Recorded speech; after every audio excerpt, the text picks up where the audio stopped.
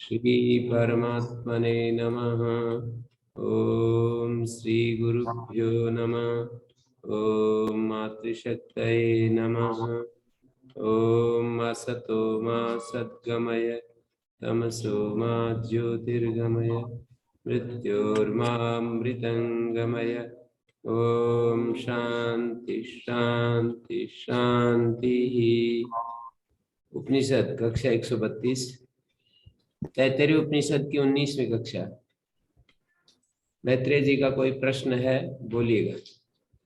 हाँ जी आचार्य जी, आप पिछले कक्षा में बता रहे थे कि तीन शरीर, तीन वो स्थितियां और अवस्था, तीन अवस्थाएं, पंच कोश, मतलब स्थूल शरीर, सूक्ष्म शरीर और कारण शरीर, और जागृत, स्वप्न, सुषुप्ति अवस्था, और पंचकोश, मतलब अन्नमय कोश, प्राणमय कोश, मनोमय, विज्ञानमय और आनंदमय कोश।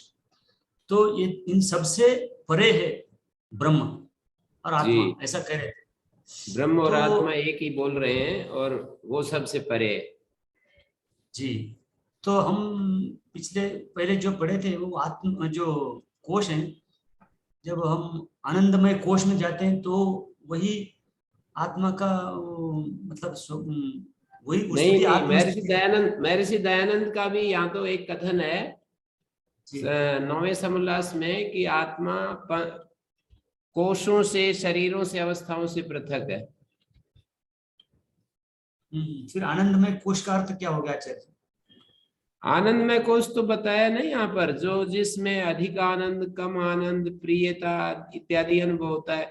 जैसे हम सुनते हैं कि मेरा बेटा एक अधिकारी, बड़ा अधिकारी हो गया, वो प्रधानमंत्री बन गया, वो सीएम बन गया, उसको उसकी इच्छा जो भी हमारी उसमें काम में लगा हुआ था वो सक्सेस हो गया, तो पिता को एक सुनते ही एक हर्ष उत्पन्न होता है।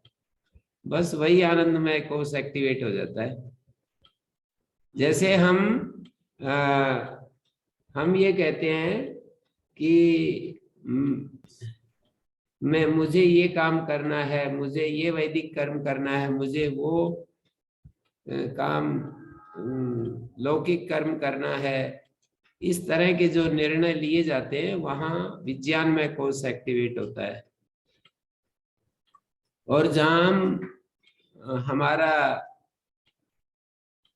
बहिर्मुख मन सक्रिय होता है तो वहां कोई एक एक संकल्प हमारे जागृत रहते हैं, उस समय मनोमय कोश सक्रिय होता है, मनोमय कोश एक्टिवेट होता है।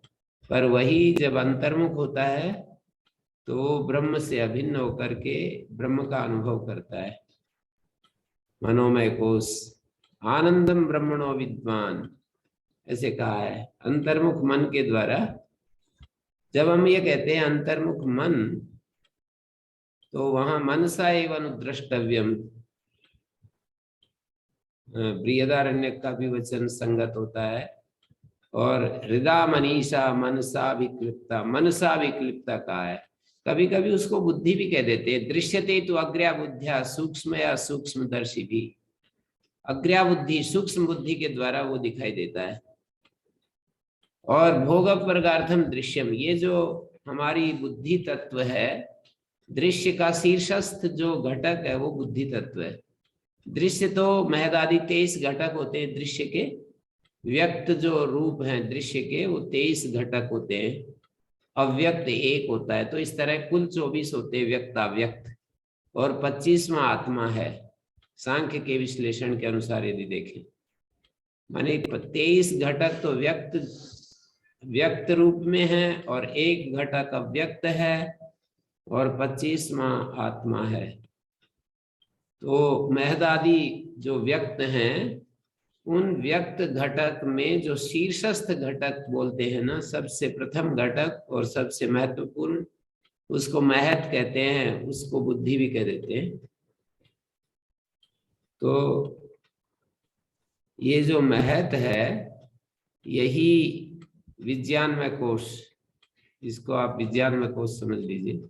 कभी कभी इनका सम्मिलित रूप से कथन भी कर देते हैं, विज्ञानमय कोश, और मनोमय कोश और आनंदमय कोश को तीनों को इकट्ठा करके भी कह देते हैं, या कभी कभी विज्ञानमय कोश मनोमय कोश को बुद्धि और मन को एक करके कह देते हैं। तो वो तो कथन के ऊपर है कि हम कितना थोड़ा सा लूज अर्थ में प्रयोग कर रहे हैं शब्द को, या कितना एकदम स्पेसिफिक अर्थ में प्रयोग कर रहे हैं किसी शब्द का। तो उस तरह से हमें देखना होता है। पर अपने भीतर एक आत्म तत्व है और एक आत्मा से भिन्न भी कोई तत्व है। तो आत्मा से भिन्न जो तत्व है वही कोशों के रूप में या शरीरों के रूप में या अवस्थाओं के रूप में प्रकट होता है। और आत्मा तो इन सब अवस्थाओं में है, सब कोशों में है, सब शरीरों में है। एक ही आत्मा सर्वत्र इन कोशों में, अवस्थाओं में और शरीरों में मौजूद रहता है। वो तो आत्मा तो इस तरह भी हमारे अनुभव में आता है, जो मैं बाल्यकाल में था वही मैं अभी हूं। ये हम सबका अनुभव है। हम अपने को बदला हुआ क्या मानते हैं कि मैं बाल्यकाल में तो कुछ और था, अब मैं कुछ और हूं। और कभी लूज अर्थ में प्रयोग भी कर दें कि अब तो मैं बदल गया, तो वहां तो बुद्धि के बदलने को बदलना कहते हैं कि मेरी बुद्धि पहले अलग प्रकार की थी, मेरे विश्वास अलग प्रकार के थे, मेरी समझ अलग प्रकार की थी। अभी मेरी समझ, अभी मेरी दृष्टि परिष्कृत हो गई है, ऐसा हम बोलते हैं। मैं भी बोलता हूं कि भाई 10 साल पहले जो था मैं 5 वर्ष पहले कुछ और था, और 2 मास पहले और था, 3 मास पहले और था, 1 मास पहले और था। रोज हमारी बुद्धि परिष्कृत होती रहती है। और ये परिष्कार की प्रक्रिया तब तक चलती है जब तक वो अविप्लवा विवेक ख्याति हानोपाया तस्य सप्तधा प्रांत भूमि प्रज्ञा, योग शास्त्र में कहा है ना, 7 प्रकार की बुद्धि उत्पन्न होती है कि क्षीणा क्षेतव्या क्लेशा प्राप्तम प्रापणीयम। इस तरह की बुद्धि जब तक अंतिम रूप में नहीं आ जाती तब तक परिष्कार चलता ही रहता है। अंतिम एक स्थिति ऐसी आएगी जहां पर हमारे अंदर ये अनुभव, हमें इस तरह का अनुभव होने लगेगा, पा लिया जो पाना था, गोल इज अचीव्ड। ऐसा हमारे भीतर गोल इज अचीव्ड, जैसे मेरे को स्वामी निर्मलानंद जी महाराज ने कहा था, goal is achieved and body is spoiled, so I am living my body. ऐसे उन्होंने कहा था एक बार मेरे को। तो ऐसी स्थिति जब तक नहीं आती तब तक हमारे को ये सब बोलना, व्यवहारिक मैं मेरा, ये एक अलग बात होती है। पर एक सघन मैं और मेरे का भी रूप होता है, जो हमारा अवस्थाओं से, शरीरों से और कोशों से तादात्म्य के रूप में हमें प्रतीत होता है, तादात्म्य के रूप में।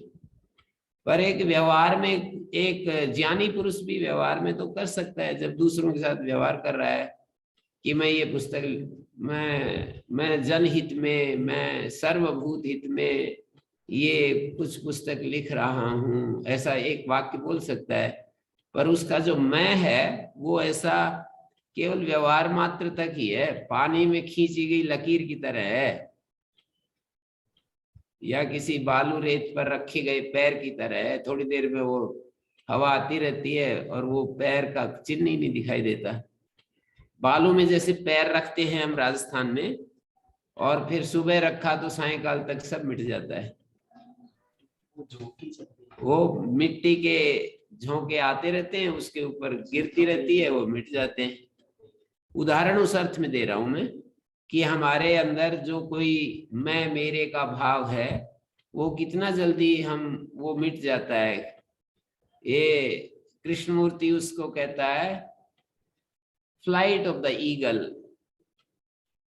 माने देयर इज नो स्कार, बस फ्लाइट ऑफ द ईगल, जैसे चलता रहता है, पंख खुले हुए रहते हैं और वो बस उड़ता रहता है, उड़ता रहता है, पंख फड़फड़ाता भी नहीं है। ईगल, बाज पक्षी जो है ना, वो पंखों को फड़फड़ाता भी नहीं है, बस ऐसे खोल देता है और आगे बढ़ता जाता है, कोई चिन्ह नहीं दिखाई देता पीछे। ये तो बहुत ऊंची स्थिति है कि कोई चिन्ह ही ना बने, पर मैं उससे थोड़ी नीचे की स्थिति बता रहा हूं कि कितना जल्दी हमारा रिकवर हो जाता है। हमारा व्यवहार पानी में खींची गई रेखा की तरह मैं मेरा यदि है तो भी बात बन गई समझो।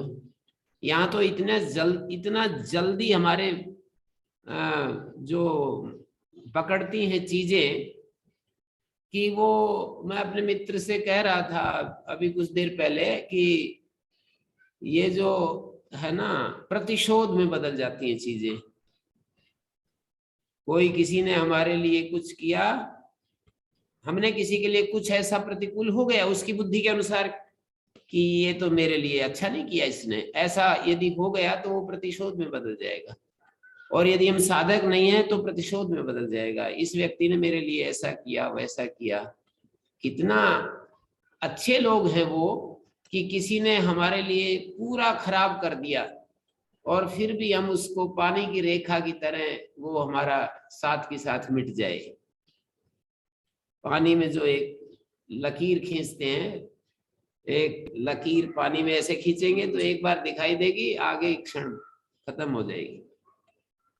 तो यहाँ तो जी संस्कारों का चक्र इतना बड़ा है कि हमारे को बहुत ज्यादा चीजें पकड़ देती हैं बिल्कुल ऐसे, और चलते फिरते वो मैं मेरा सतह पर आ जाता है। और बाहर प्रतिक्रिया ना भी करे तो अंदर अंदर दुखी रहते हैं, अंदर अंदर अपना अहंकार आहत होता रहता है, चीजें डिस्टर्ब होती रहती हैं। तो ये सब जो है मैं और मेरा, ये मैं इसको ऐसे समझाऊं कि पंचकोश, 3 शरीर और 3 अवस्थाएं ये दिखने वाली चीजें हैं। दिखने वाली, जो दिखने वाली चीज है वो सारा प्रकृति का विकार है। जो देखने वाला है वो है पुरुष, पुरुष तत्व। देखने वाले, वाला शब्द तो बोलना पड़ता है, हमारे पास कोई उपाय नहीं बताने का। ज्ञान मात्र जो है वो पुरुष तत्व है। वाला भी जैसे तभी बनता है जब वो प्रकृति के साथ संयुक्त होता है। पुरुष कभी भी वाला नहीं होता है, देखने वाला नहीं होता है, वो प्रकृति के साथ संपर्क में आने के बाद ही वाला बनता है। यदि पुरुष तत्व को देखो शुद्ध रूप में तो बिल्कुल निर्विकार, शांत, अद्वैत, शिव, परम परम प्रशांति, शिवम शांतम अद्वैतम प्रपंचोपशमम, सारे प्रपंच से निवृत्त, एकदम जहां कोई प्रपंच नहीं है। प्रपंच का मतलब द्वैत, दूसरी चीज ही दिखाई नहीं देती। दिखाई दे रही है तो प्रकृति संपर्क करना पड़ेगा। यदि हम देख रहे हैं द्वैत को, या द्वैत देखना है हमको, किसी प्रयोजन से भी देख सकते हैं ना। मुझे इस संसार की पीड़ा दिख रही है, संसार कितना दुखी है और मुझे उनकी पीड़ा दिख रही है, संसार की पीड़ा दिख रही है, तो ये द्वैत भी प्रकृति के संपर्क से ही होता है ना। इस द्वैत में जरूरी नहीं कि दुख ही दुख होता है हमेशा, कभी कभी द्वैत के रहते हुए भी दुख मुक्त अवस्था रहती है, बनी रहती है। द्वैत में हमेशा अज्ञान ही होता है ऐसा नहीं, एक ज्ञानमय अवस्था भी बनी रहती है। द्वैत में हमेशा दुख ही होता है ऐसा नहीं, द्वैत में हम सुख की स्थिति में भी रह सकते हैं। महापुरुषों के आचार्य प्रवृत्ति ज्ञापयति, हमारे व्याकरण शास्त्र में बार बार एक वाक्य आता रहता है कि आचार्य का व्यवहार हमें सिद्ध करता है, जताता है। तो आचार्यों का जो प्रवृत्ति है वो हमको संकेत देती है कि द्वैत में रहते हुए भी दुख मुक्त स्वामी दयानंद जैसे महान आत्माओं के जीवन को देख करके हमको पता लगता है कि द्वैत में रहते हुए भी अद्वैत की स्थिति बनी रह सकती है। मानी द्वैत दिख रहा है, देखो ये पेड़ है, ये पौधा है, ये सब विविधता है, डाइवर्सिटी देख रहे हैं, तो भी हम एक प्रशांत स्थिति में, विचलन रहित स्थिति में रह सकते हैं, अप्रमत्त स्थिति में रह सकते हैं। प्रकृति संपर्क होने पर, अविद्या का संपर्क, प्रकृति माने अविद्या, अविद्या के संपर्क होने पर प्रमाण पूर्वक भी जीवन होता है और प्रमाण रहित जीवन भी होता है। ये दोनों बातें होती हैं।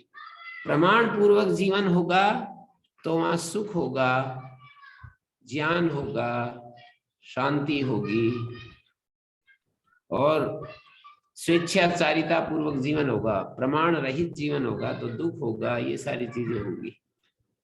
दुख होगा, दर्द पीड़ा होगी, अपने लिए होगा, दूसरे के लिए होगा, कुछ न कुछ होगा। तो हमारे को ये सब स्थितियां समझनी होती हैं। हाँ मैत्रेय जी बोलिए, क्या पूछना चाह रहे हैं और आगे? आचार्य जी, आनंद और सुख, सुख तो इंद्रियों से आता है, तो आनंद जो है आत्मा को ही होता है, ऐसा हम सुने पढ़े। कभी कभी सुख को भी आनंद के लिए प्रयोग, वो तो हम किस अर्थ में प्रयोग करते हैं, ऐसा कोई फिक्स नियम नहीं है ना शब्दों के व्यवहार का, कि हम बस सुख को सुख के लिए प्रयोग करेंगे, आत्मा के लिए सुख का प्रयोग नहीं करेंगे। वो भी चलता रहता है, विशेषण के साथ प्रयोग करते ही है। नित्य सुख, अतिशय सुख, निरतिशय सुख वगैरह प्रयोग करते ही है। ना भी विशेषण लगाएं तो भी कर सकते हैं, यदि वक्ता का वैसा अभिप्राय है, सुनने वाले का वैसा अभिप्राय है, तो हम कर ही सकते हैं ना। तो वो तो तात्पर्य लेना पड़ता है कि वक्ता किस तात्पर्य में किस शब्द का प्रयोग कर रहा है। वक्ता के ऊपर है, श्रोता के ऊपर भी है। श्रोता नहीं समझ पा रहा है तो वक्ता की जिम्मेदारी बनती है कि वो प्रयोग, उसका अपने प्रयुक्त शब्द का अर्थ बताते हैं कि मैं इस अर्थ में प्रयोग कर रहा हूं, बस। समझ लेता है तो अच्छी बात है, नहीं समझता है तो अपना समझा दे बोलने वाला कि मैं अमुक शब्द का अमुक अर्थ में प्रयोग कर रहा हूँ। तो सभी लोग करते हैं, दूसरी भाषाओं वाले भी करते हैं। पैशन शब्द जो है नेगेटिव अर्थ में प्रयोग होता है। कृष्णमूर्ति पैशन शब्द का प्रयोग कर रहे हैं तो फिर समझा देते हैं, समझा रहे हैं एक जगह कि इस जीवन के इस खोज में पैशन चाहिए। पैशन के बिना कुछ नहीं होता है।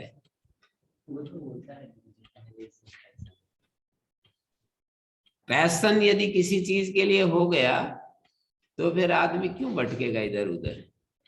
एक ही चीज दिखेगी, भटकने का मतलब ही पैशन नहीं है ना।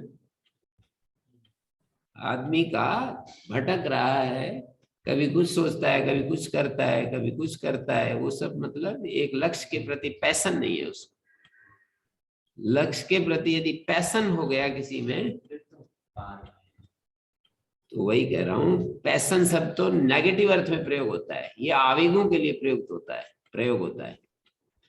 जीवन में आवेगों का, जो आवेगों को बताने के लिए अंग्रेजी शब्द है वो पैशन ही है। तो इस पैशन का तो नेगेटिव, पूरा नेगेटिव अर्थ में प्रयोग है। लेकिन जब हम वाक्य में इसका प्रयोग करते हैं इस अर्थ में, अरे कुछ पाने के लिए पैशन चाहिए, ऐसा जब बोलेंगे तो स्पष्ट ही पॉजिटिव अर्थ में प्रयोग कर रहे हैं।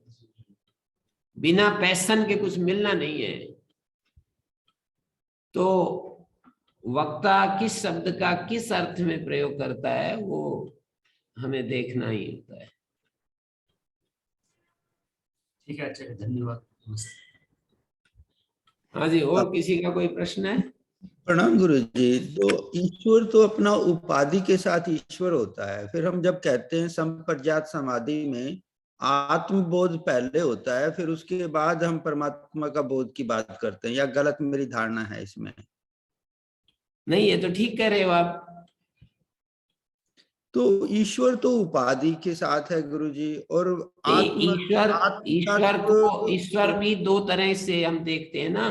एक ईश्वर जो सर्वशक्तिमान है, सर्वकर्ता है और सारी सृष्टि का निर्माता है और कर्म फल दाता है, विधाता है, ऐसा जो शक्ति है उसको हम ईश्वर कहते हैं। सर्वज्ञ और सर्वशक्तिमान उपाधि से को ईश्वर कहते हैं। उस उपाधि से भी जो रहित है उसको हम ब्रह्म कहते हैं। उस उपाधि से भी जो निर्विशेष रूप में है उसको हम ब्रह्म कहते हैं। और सर्वज्ञ सर्वशक्तिमान और अपरिच्छिन्न विभु उपाधि से युक्त है, जो मतलब सर्वशक्तिमत्ता से युक्त है, सर्वज्ञता से युक्त है और कर्म फल दाता इस सामर्थ्य से युक्त है, ऐसी जो शक्ति, ऐसा स्वरूप वाली ऐसा स्वरूप वाला जो वस्तु तत्व है उसको हम ईश्वर कहते हैं। तो हम ईश्वर के उपासना करते हैं, उसको कहते हैं सगुण उपासना। उस सगुण की उपासना करने से हम सगुण ब्रह्म के साथ एक होते हैं। अर्थात हमारे अंदर भी हम परमात्मा को करुणा से परिपूर्ण रूप में देखेंगे तो हम भी करुणा युक्त होंगे, और क्या परिणाम होगा उसका। हम उसको सर्वज्ञता से युक्त होंगे तो हमारे अंदर भी ज्ञान की अतिशयता बढ़ती जाएगी। सामर्थ्य के ईश्वर सर्वज्ञ सर्वशक्तिमान मुझ में है तो हम कब कैसे निर्बल रह सकते हैं। सर्वशक्तिमान में रूप में ईश्वर को देखेंगे तो हम कैसे निर्बल रह सकते हैं। लेकिन हमें किसी बल की जरूरत नहीं है, किसी शक्ति की आवश्यकता नहीं है। हम तो एज इट इज बी, केवल टू बी, बस केवल बीइंग के रूप में हम अपने को देखना चाहते हैं। हमारे को कोई चाह नहीं है, कोई शक्ति की इच्छा नहीं है, कोई सामर्थ्य की इच्छा नहीं है, कोई ज्ञान की इच्छा नहीं है। एज इट इज हम तो होना मात्र चाहते हैं। तो समझ लीजिए कि ब्रह्म स्वरूप हूं, सारी उपाधियों को हटाना ही पड़ेगा। तो मैं उपाधि से युक्त जब हम होते हैं, ये क्या बुद्धि, अंतःकरण बुद्धि इस उपाधि से युक्त जब होते हैं हम तो जीव होते हैं। तो संप्रज्ञात समाधि में हम जीव के रूप में अपना साक्षात्कार करते हैं। अस्मितानुगत समाधि बोलते हैं ना। दृक् दर्शन सत्यो एकात्मता एवं अस्मिता, ये वृत्तियां जो होती हैं, 5 वृत्तियां दिखाई हैं। प्रमाण, विपर्य, विकल्प, निद्रा। योग शास्त्र की बात कर रहा हूं। प्रमाण, विपर्य, विकल्प, निद्रा, स्मृति। उनमें एक विपर्य वृत्ति है, उसमें मिथ्या ज्ञान होता है, विपरीत ज्ञान होता है। विपर्यो मिथ्या ज्ञानम अतद्रूप प्रतिष्ठम। जो उसका वस्तु का वो जो स्वरूप हमने निर्धारित किया उसमें ठहरता नहीं है। अतद्रूप, तद्रूपे न प्रतिष्ठति, अतद्रूप प्रतिष्ठम। वो जो विपर्य है, मिथ्या ज्ञान है, वो वस्तु के उस स्वरूप में ठहरता नहीं है। जैसे मुझे रज्जु को देख करके सर्प प्रतीत हो रहा है तो ये विपर्य ज्ञान है, मिथ्या ज्ञान है, भ्रांति ज्ञान है, भ्रांति दर्शन है। मतलब किसी चीज को कुछ दूसरा समझ लेना, इसी को भ्रांति दर्शन कहते हैं, विपर्य कहते हैं, मिथ्या ज्ञान कहते हैं। चीज कुछ है, समझ कुछ लेते हैं। और ये वृत्तियां क्लिष्ट अक्लिष्ट भेद से 2 प्रकार की है। तो मैं ये कहना चाहूंगा कि विपर्य अक्लिष्ट कैसे होता है। मतलब मिथ्या ज्ञान, जैसे मैं बहुत दिन तक एक विचार करता रहा, फिर मेरे को समझ में तो आ गया विचार करते करते कि ये प्रमाण तो यथार्थ ज्ञान का साधन है। तो ये प्रमाण में तो अक्लिष्टता ही रहनी चाहिए, क्लेश कैसे आ जाते हैं। योग शास्त्र में प्रमाण वृत्ति होती है एक।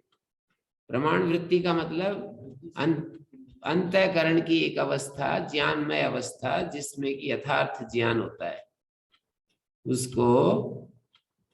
उसको कहते हैं प्रमाण वृत्ति काम कर रही है। यथार्थ ज्ञान में रहते हैं हम।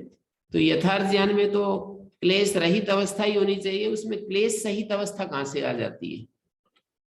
प्रमाण वृत्ति भी है और क्लेश भी है, ये दोनों स्थितियां कैसे होती है। तो विचार करते हुए ये सामने आई बात कि प्रमाण वृत्ति तो यही बताती है ना कि ये मेरी माँ है, ये मेरा भाई है, ऐसा होता है, केवल इतना ही तो दिखाएगी प्रमाण वृत्ति। पर उसमें साथ में राग द्वेष भी हो सकता है। राग द्वेष के साथ जब प्रमाण वृत्ति काम करती है तो वहां पर क्लेश बन जाते हैं। राग द्वेष से रहित यदि प्रमाण वृत्ति होगी तो अक्लिष्ट प्रमाण वृत्ति हो जाएगी। हमने किसी वृक्ष को वृक्ष के रूप में, किसी गाय को गाय के रूप में देखा, तो ये तो प्रमाण वृत्ति सही है, पर ये गाय मेरी हो जाए, मेरे पास ही रहे और गाय भाग जाए तो फिर दुखी होते रहे, अचानक मतलब डिस्टर्ब हो जाए, अचानक मर जाए, 20 लीटर दूध की गाय और अचानक मर गई, फिर क्या होगा? और बहुत ज्यादा वो शरीफ थी, बहुत ज्यादा गुणवती गाय थी, जितना ज्यादा सुख दे रही थी ना उतना ही दुख देकर जाएगी। तो ये प्रमाण वृत्ति तो है, पर साथ में राग और द्वेष दोनों जुड़े हुए हैं। ये व्यक्ति हानि करने वाला है, ये व्यक्ति हमेशा उल्टा ही बोलेगा, इस व्यक्ति की वृत्तियां, इसके संस्कार ऐसे हैं कि ये दुख के सिवाय कुछ नहीं देगा। ऐसा देखना किसी व्यक्ति को, और वास्तव में वो मान लीजिए है ऐसा, उसके पूर्व व्यवहार से ही तो हम निर्णय करते हैं। ये बात अलग है कि साधकों को इस तरह से नहीं सोचने की जरूरत है, पर मैं एक बात बता रहा हूं कि कोई व्यक्ति किसी व्यक्ति को देख करके, उसके पूर्व जीवन को देख करके ये निर्णय करता है कि ये व्यक्ति हमेशा दुखी देगा, इससे बच के रहना चाहिए। तो ये प्रमाण वृत्ति तो हो गई, मानी उसके पूर्व आधार पर मैंने ये निर्णय लिया, ये दुख देता है, मुझे बच करके रहना चाहिए। फिर भी ये क्लेश युक्त हो गया यदि मेरे मन में ऐसा द्वेष साथ में आ रहा है, किसी व्यक्ति को देख करके द्वेष भी साथ में जुड़ रहा है, तो इसको कहते हैं क्लिष्ट प्रमाण वृत्ति। प्रमाण वृत्ति का मतलब यथार्थ ज्ञान का साधन। आंखें देख रही हैं कि ये वो व्यक्ति है जिसने तेरे को खूब हानि की थी। आंख जो है प्रमाण बनी हुई है, किस बात का? उस व्यक्ति की पहचान करने के लिए जिसने ऐसा ऐसा किया था। उससे फिर द्वेष उत्पन्न होता है। द्वेष उत्पन्न ना हो, और यहां तक ठीक है, ये वो व्यक्ति था जिसने, व्यक्ति बदल भी जाते हैं, हो सकता है बदल गया हो, मुझे क्यों इसके बारे में बुरी भावना बनानी।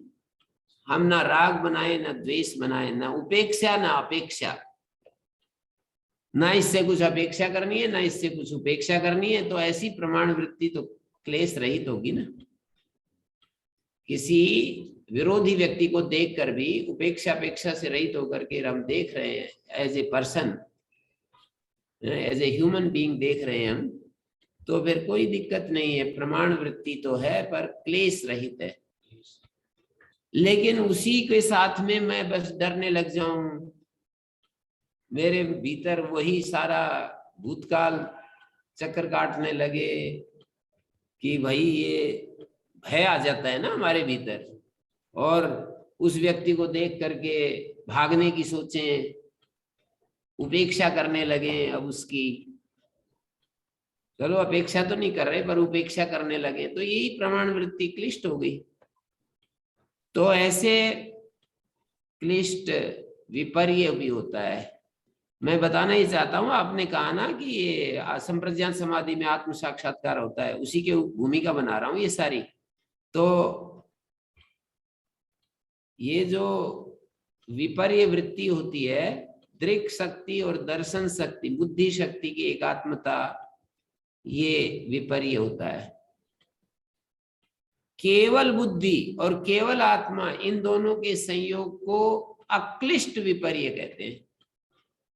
विपर्य तो है पर अक्लिष्ट है, जब अपने होने का एहसास हो रहा है, अहम अस्मि बस, पर अहम के साथ कुछ विशेषताएं जोड़ करके अपने अहम को हम देख रहे हैं, ये मेरा है, ये मैं हूं। एक अस्मि भाव में अपने को देखना है, होना मात्र में देखना, अपने को बुद्धि के साथ देखना, तो वो अक्लिष्ट विपर्य है। और बाकी क्लिष्ट विपर्य होते हैं, जैसे मैं सुंदर हूं, मैं कुरूप हूं, मैं विद्वान हूं, अविद्वान हूं, मैं धनवान हूं, निर्धन हूं, मैं पापात्मा हूं, मैं पुण्यात्मा हूं। ये सब क्लिष्ट विपर्य है। पुण्यात्मा भी क्लिष्ट विपर्य है, मैं पुण्यात्मा हूं, मैं पापात्मा हूं, मैं नेता हूं, मैं एक साधारण आदमी हूं, ये सब क्लिष्ट विपर्य है। तो ये मेरा है, ये मेरा है, ये सब क्लिष्ट विपर्य है। मेरा, मैं तीसरी स्टेज में अस्मि। इसलिए यो सांख्य शास्त्र में कहा है नास्मि न मे नाहम। जिसको मैं मेरा मेरा कहता हूं वो भी मैं नहीं है। जिसको मैं कहता हूं, मैं के साथ कुछ चीजें जोड़ देते हैं ना, जो अर्जित चीजें होती हैं, जो प्राप्त चीजें होती हैं, उनको अपने मैं के साथ इंक्लूड करके अपने स्वरूप को देखते हैं। उन सब चीजों को इंक्लूड करके अपने स्वरूप को देखते हैं। तो इंक्लूड करके जब देख रहे हैं तो वो मैं के साथ कुछ मिला दिया ना, फिर उसके बाद उसको जो जो इंक्लूड किया था वो भी हटा दिया। फिर बस अपने होने मात्र को हम अनुभव कर रहे हैं। ये है संप्रज्ञात समाधि की चरम अवस्था। उस अनुभव में निरंतर बने रहना। अहम में जो चीजें, जैसे विद्या को, बल को, पैसे को, सामर्थ्य को, शुभ प्रवृत्तियों को, गुणों को, इन सब को मैं से निरस्त करके, हटा करके अपने मैं होने मात्र को यदि हम देख रहे हैं, अपने होने मात्र को देखना, हाँ, बीइंग मात्र हो जाना, सभी बिकमिंग को अलग कर देना, जो भी बिकमिंग्स हैं उनको अलग कर देना, बीइंग मात्र होकर के रहना, ये है संप्रज्ञात समाधि की चरम सीमा। मैं अपने होने का एहसास करते रहना। अब इससे अगला स्टेप क्या होगा? इस तरह का एहसास भी बंद हो जाएगा। शांति मात्र, मतलब नान्त प्रज्ञम न बहिष्प्रज्ञम न उभयत प्रज्ञम न, ये तो प्रज्ञ अवस्था थी, अपने होने का एहसास प्रज्ञ अवस्था थी। पर उससे आगे क्या होगा? मतलब नान्त प्रज्ञम तो स्वप्न में होता है, न बहिष्प्रज्ञम जागृत में होता है। सामान्य रूप से अज्ञान अवस्था में जब हम बाहर की चीजों को देख रहे हैं तो बहिष्प्रज्ञ होते हैं, और तंद उभयतः प्रज्ञ भी होते हैं, बाहर की तरफ भी जुड़े हुए हैं, अंदर की तरफ भी, अंतः प्रज्ञ भी, बहिष्प्रज्ञ भी। और प्रज्ञान घन निद्रा में होते हैं, अंतः प्रज्ञ स्वप्न में होते हैं, उभयतः प्रज्ञ भी एक स्थिति होती है, प्रज्ञ अवस्था होती है ये संप्रज्ञात समाधि की। एक ज्ञान होता है, एक प्रज्ञान होता है। हमारे डॉक्टर विमली जी, प्रोफेसर विमली जी सुनाते हैं बड़ा अच्छा, कि एक ज्ञान होता है, एक प्रज्ञान होता है, एक संप्रज्ञान होता है, एक असंप्रज्ञान होता है। 4 शब्द प्रयोग करके ज्ञान होता है। ज्ञान मतलब हम वस्तुओं को देखते हैं, तदाकार हो जाते हैं, और उससे हमें बोध होता है। घट को देखकर घटाकार, वृक्ष को देखकर वृक्षाकार। पर वो ज्ञान जो है ऊपर ऊपर होता है, उसके बाह्य कैरेक्टर्स को लेकर के होता है, और थोड़ी देर के लिए होता है, फिर बदल जाता है, चेंज हो जाता है। तो इसको ज्ञान कहते हैं। ज्ञान बदलता रहता है।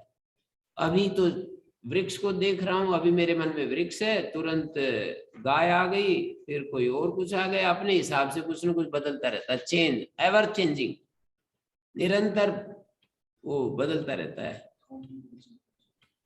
कांस्टेंट चेंज बना रहता है, लगातार चेंज चेंज चेंज। तो इसको ज्ञान कहते हैं, ज्ञान की स्थिति है ये। और प्रज्ञान क्या होता है? जैसे एक साइंटिस्ट या एक कोई विचारक देखता है चीजों को, तो वो प्रज्ञान होता है। अब एक ही ज्ञान को निरंतर बनाए रखना, ये संप्रज्ञान होता है। और किसी समस्त ज्ञान का निरोध कर देना, ये असंप्रज्ञान होता है।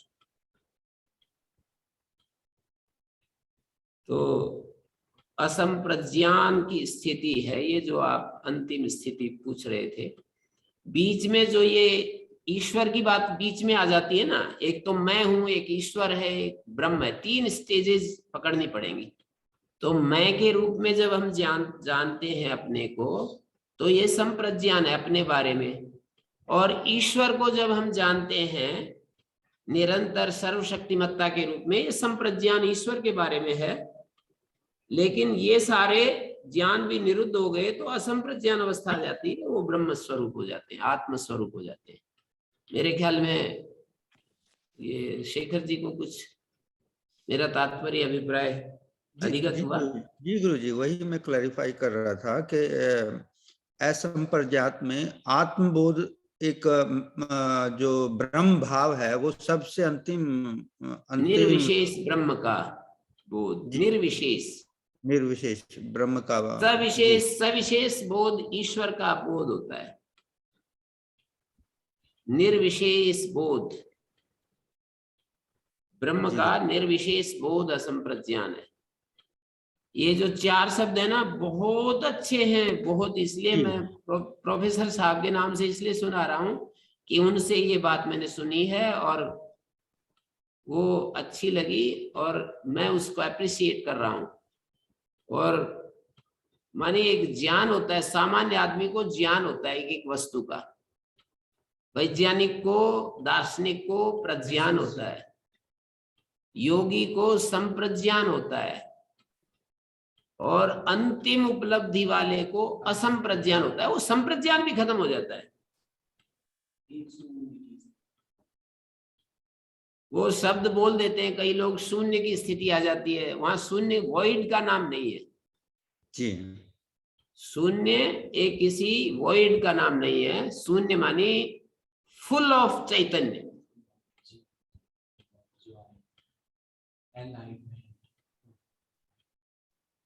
हाँ जी।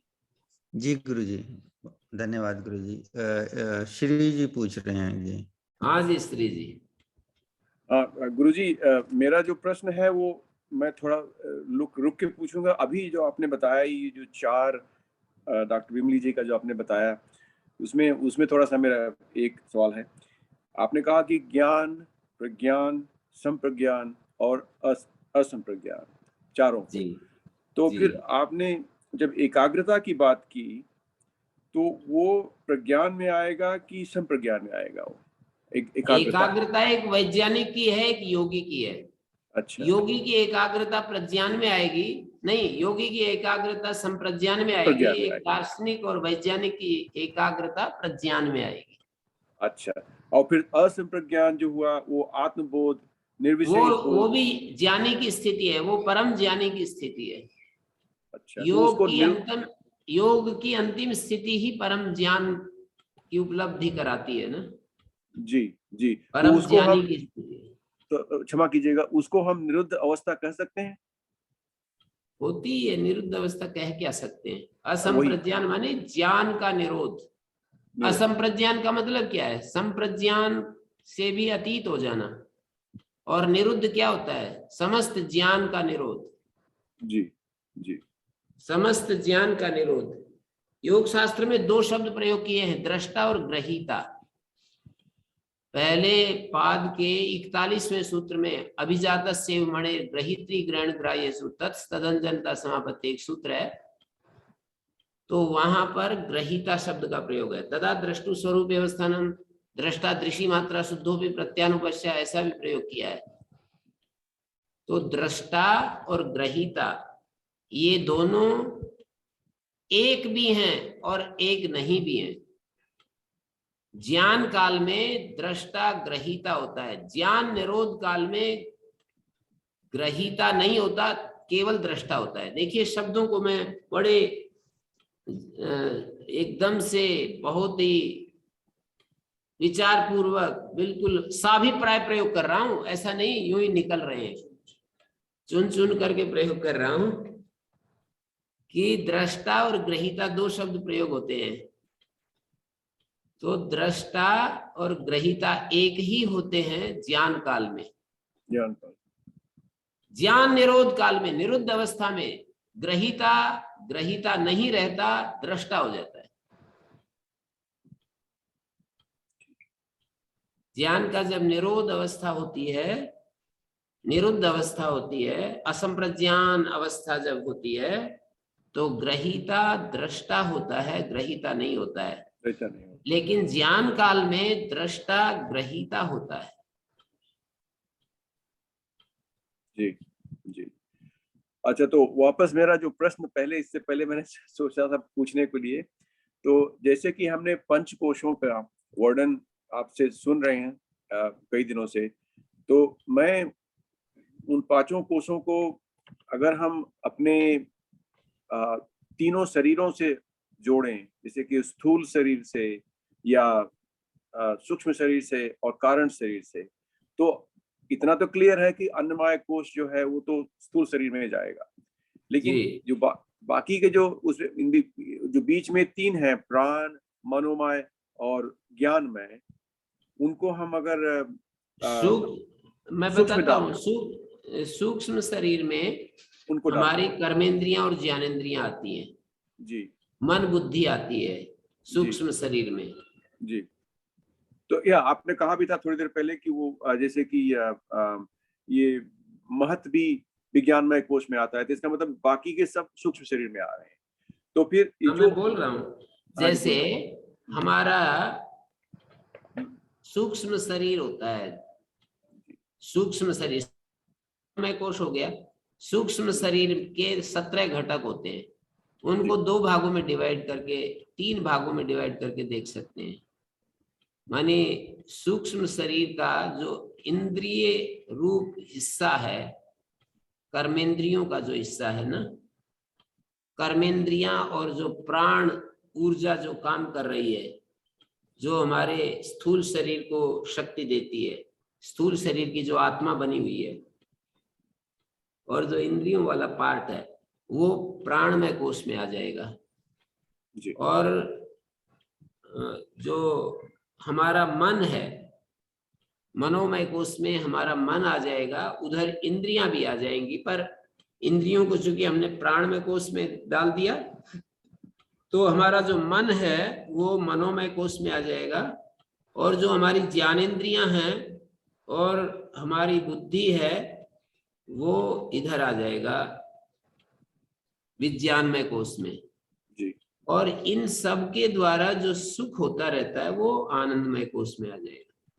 ठीक है, तो फिर आनंदमय कोश को हम तुरीय स्थिति भी कह सकते हैं, वो वाला कारण नहीं शरीर? कह सकते। अन्नमय कोश को तुरीय स्थिति कैसे कहेंगे? कोशों से अतीत जो स्थिति है वो तुरीयावस्था है। तो आनंदमय नहीं है? नहीं, वो आनंद है, आनंदमय नहीं है। आनंदमय का अर्थ होता है आनंद बहुल, अच्छा, जिसमें आनंद, निरानंद नहीं है, आनंदमय है। आनंदमय का मतलब होता है, मतलब उसमें आनंद की अधिकता है, लेकिन वो सदा आनंद नहीं रहता। नहीं रहता। जगने के बाद फिर वही कचपच शुरू हो जाती है।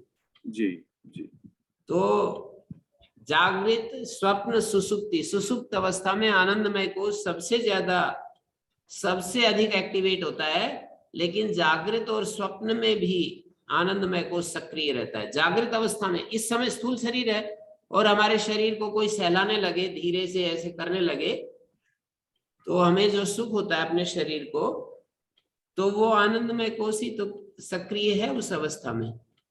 हमें जो अच्छा लगता है ना किसी भी तरह से, वो आनंदमय कोश वहां पर काम कर रहा है। हमें किसी भी रूप में जो अच्छा लगता है, जी जी, थोड़ा जैसा अच्छा आपने लगे, ज्यादा अच्छा लगे, अच्छा लगना ही आनंदमय कोश का लक्षण है। नहीं, आपने थोड़ी देर पहले एग्जाम्पल दिया था ना कि अगर गाय भाग जाए तो जो जो वस्तु हमें सुख दे रही है वही दुख भी देती है, तो फिर आनंदमय में तो हाँ, तो वो आनंदमय कोश तो हमारे को सुख जो मिल रहा था वो आनंदमय कोश का ही वो था, उसकी सक्रियता थी। तो आनंदमय कोश की सक्रियता में हमें सुख मिलता है, सुख होता है। रूप से भी सुख मिल सकता है, स्पर्श से भी सुख मिल सकता है, गंध से भी मिल सकता है, रस से भी मिल सकता है। अलग अलग इंद्रियों, सेंसेस से हमें सुख मिलता है ना, वो आनंदमय कोश की सक्रियता में ही मिलता है। आनंदमय कोश सक्रिय तब नहीं होता जैसे कि कितना भी अच्छा रूप हो, कितना भी अच्छा रस हो, कितना भी अच्छा गंध हो, कितना भी अच्छा स्पर्श हो, कितना भी अच्छा रूप हो, पर किसी का प्रिय व्यक्ति चला जाए, उसकी माँ मर जाए, उसका पिता मर जाए, या उसको एकदम से महापीड़ा की स्थिति आ जाए किसी रोग के कारण, तो कहाँ आनंदमय कोश सक्रिय होता है वहां?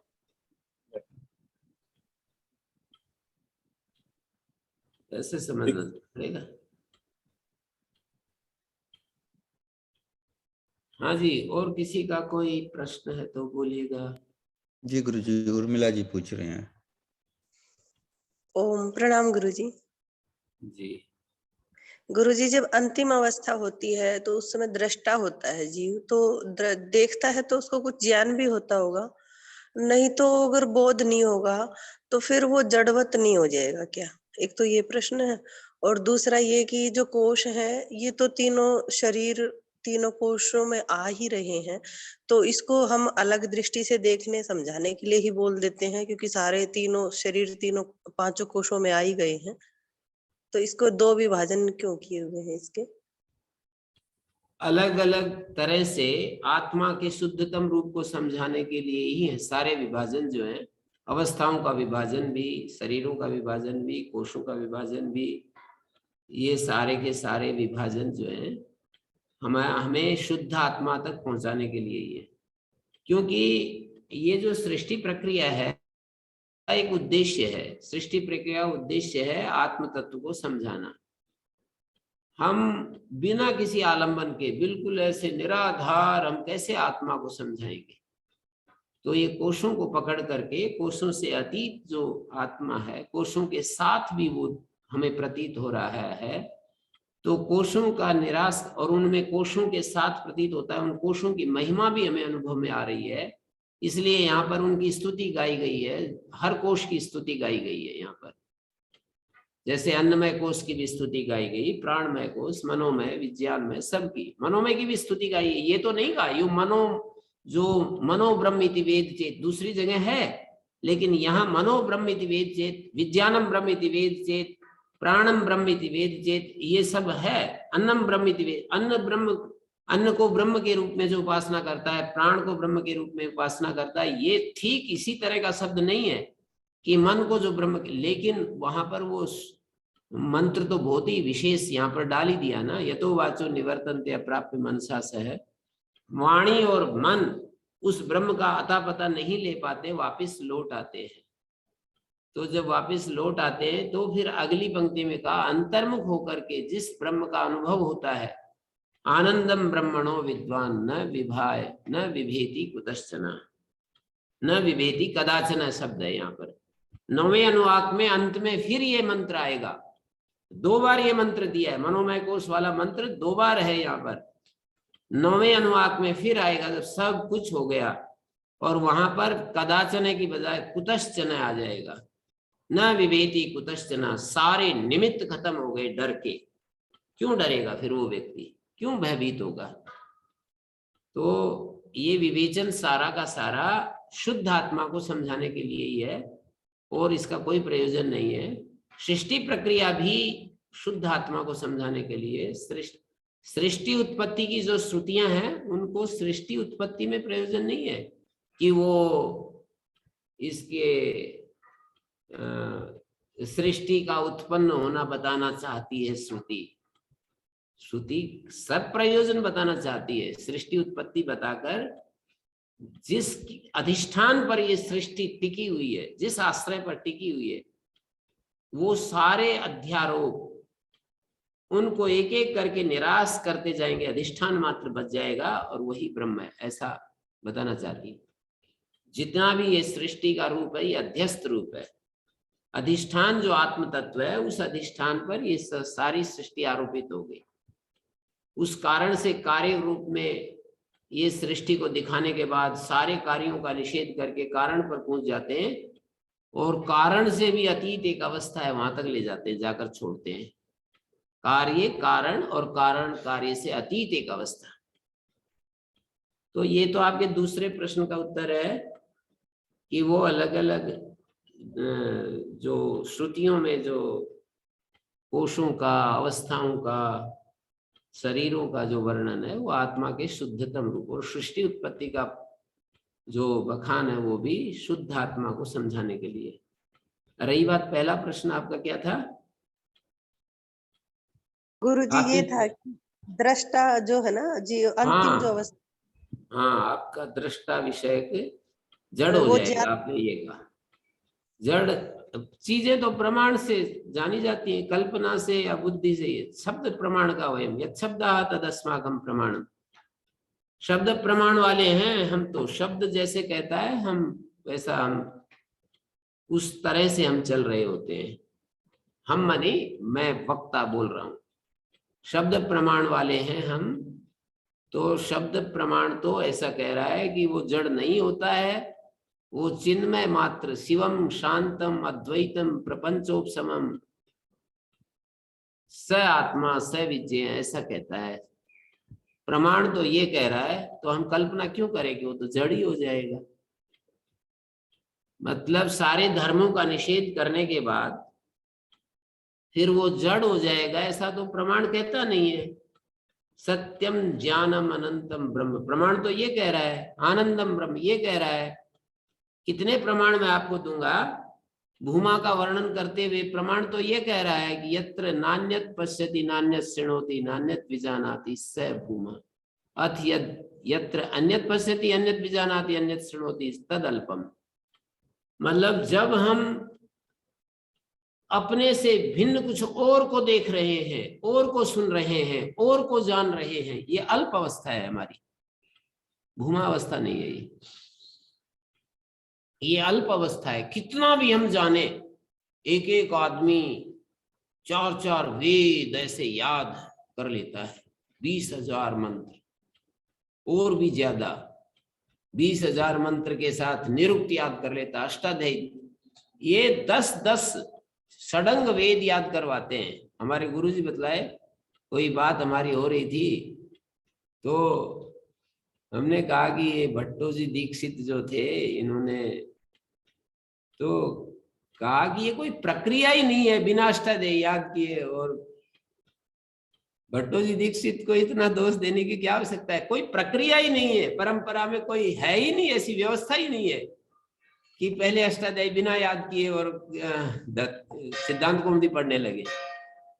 तो मैं ये बता रहा हूँ गुरुजी की बात, तो कि बालक को ही षडंग वेद याद करवा देते हैं 6 अंगों सहित, मानी व्याकरण अष्टाध्यायी याद करवा देते हैं, निरुक्त याद करवा देते हैं, ज्योतिष याद करवा देते हैं, शिक्षा याद करवा देते हैं, कल्प याद करवा देते हैं, मूल ग्रंथ सारे याद करवाते हैं।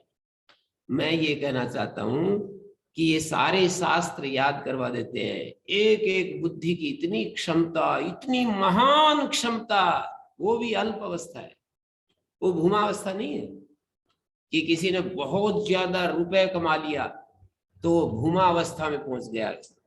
किसी ने नीरज चोपड़ा की तरह ओलंपिक में मेडल ले आया तो भूमा अवस्था में पहुंच गया। जैसे अंबानी अडानी ये सब अल्प अवस्था, अंबानी अडानी सब अल्प अवस्था में, बिल गेट्स वगैरह, बिल गेट्स, कोई और भी, कोई हमारे शेखर जी बताते हैं, किन्हीं किन्हीं का नाम बताते हैं। Mark Zuckerberg, Elon Musk, Warren Buffett, हाँ, ये सब अल्प अवस्था में। जितना भी संसार के धनी व्यक्ति हैं, संसार के बली व्यक्ति हैं, संसार के गुणी व्यक्ति हैं, संसार के सेवक हैं, अच्छे अच्छे बहुत काम करने वाले प्रसिद्ध व्यक्ति हैं, सब अल्प में है। जो भी इस द्वैत में जो जी रहे हैं वो अल्प में जी रहे हैं। यत्र नान्यत पश्यति नान्यत शृणोति नान्यत विजानाति स भूमा।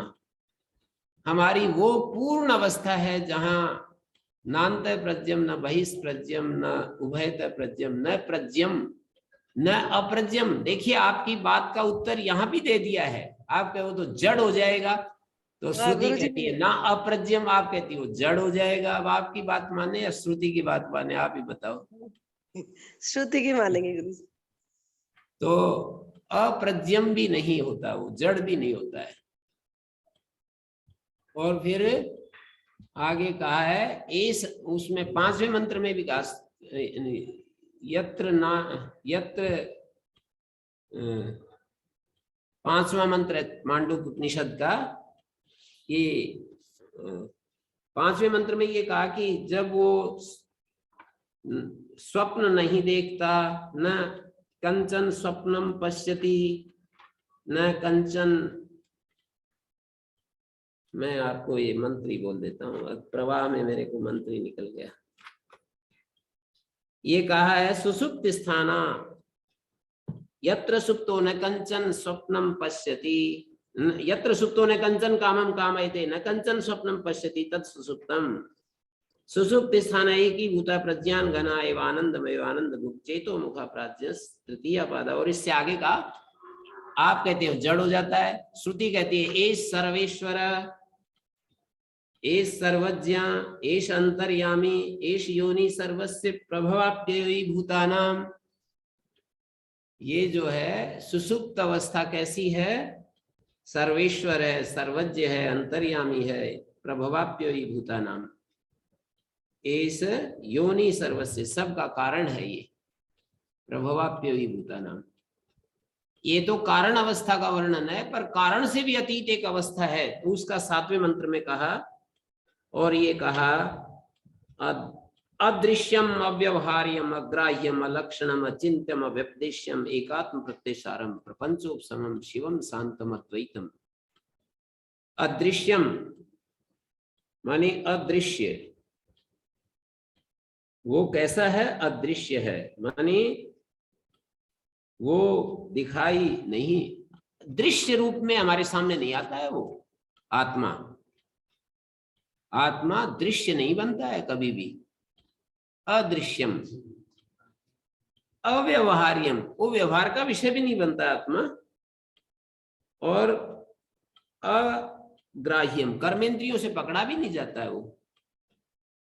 और अचिंत्यम, मन का विषय भी नहीं बनता है, चिंतन का विषय भी नहीं बनता है।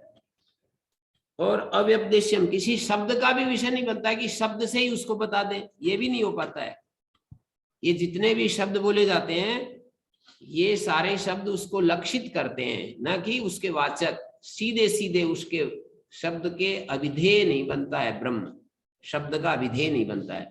और बनता है, मेरे को कितने दिन में ये छोटी छोटी बातें लगती हैं, इतने दिन में समझ में आई हैं। इतना विचार करते करते अंदर ही अंदर खोजते रहे, चलते फिरते, उठते बैठते, सोते जागते, इसी विचार में घूमते घामते ये सब पता चला है।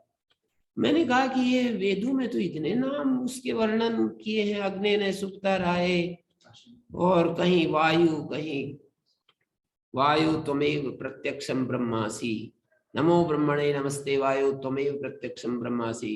कहीं उसको प्रातर अग्निम प्रातर इंद्रम हवामय प्रातर मित्रा वरुणा प्रातर अश्विना प्रातर भगम पूषणम ब्रह्मणस्पतिम प्रातः सोमम रुद्रम हुवेम।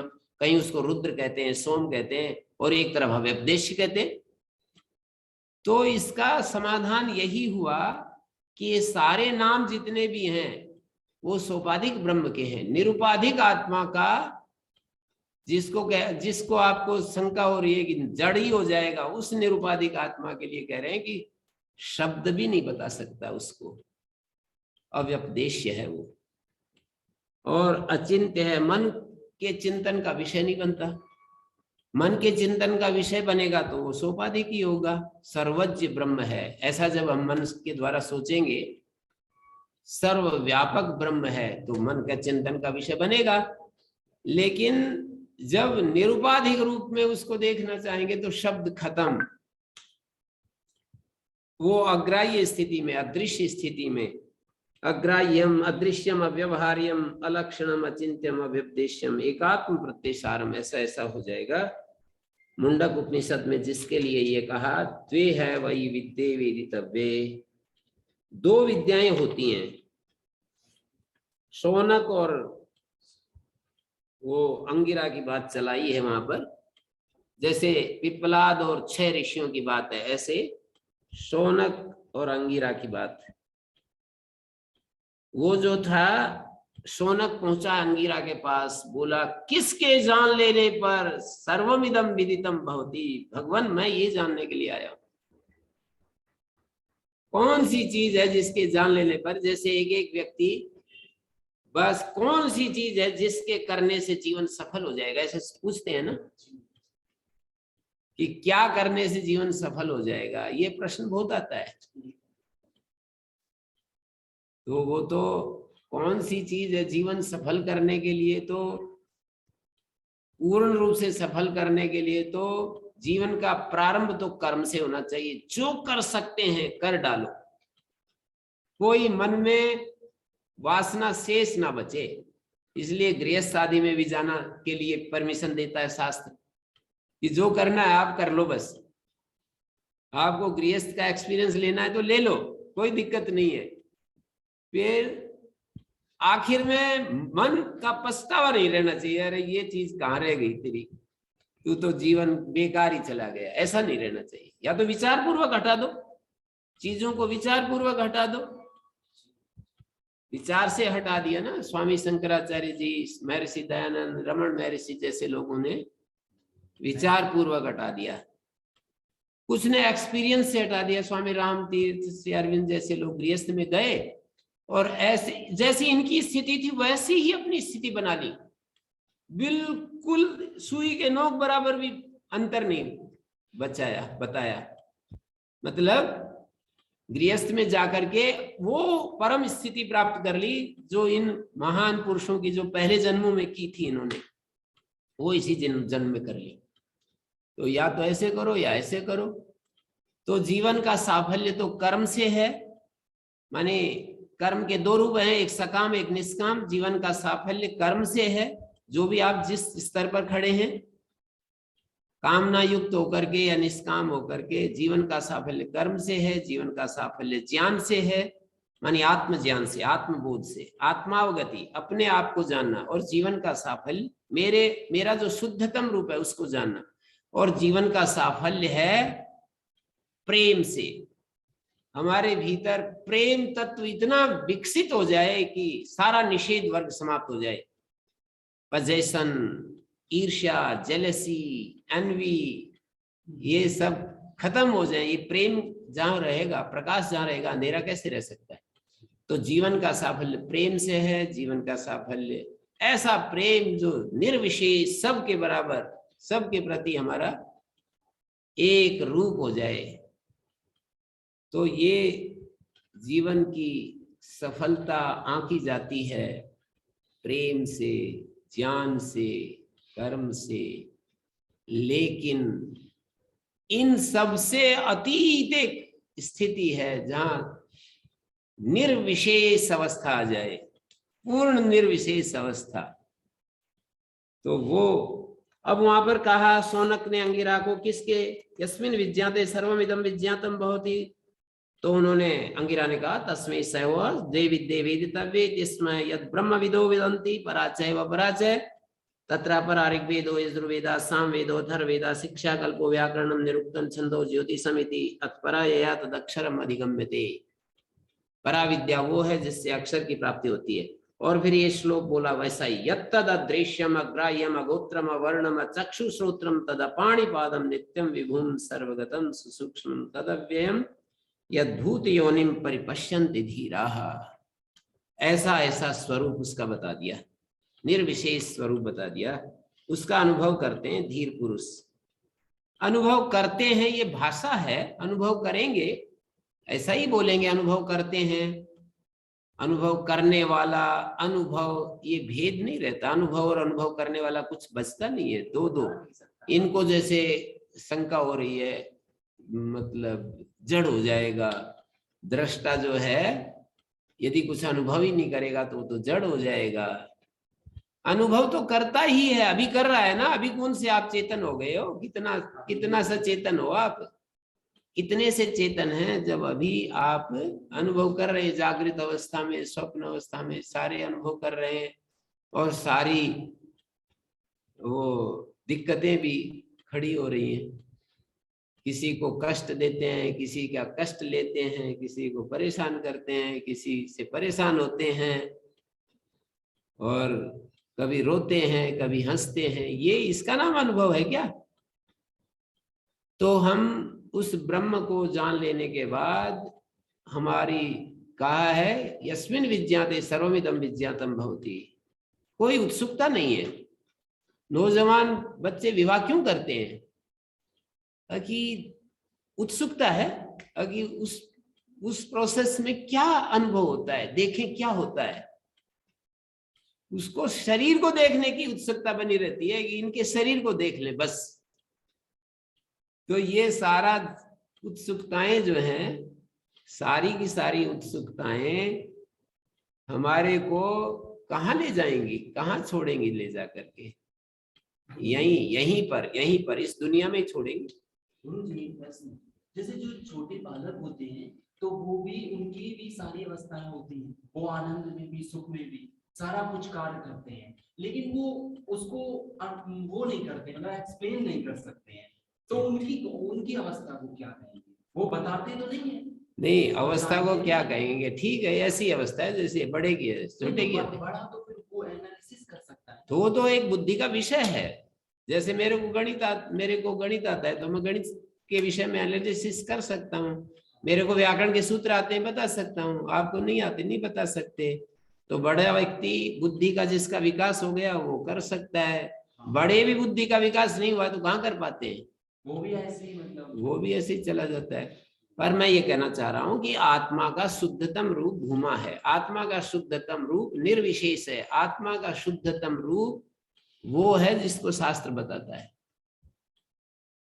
आत्मा के 3 रूप समझिए, एक तो जीव रूप, एक तो ईश्वर रूप, एक तो निर्विशेष रूप। ये तीनों निराकार है। तीनों निराकार हैं, पर जीव रूप जो है उसमें कभी सुख, कभी दुख, कभी परेशानी, कभी दूसरे को दुख देगा, दूसरे से दुख लेगा।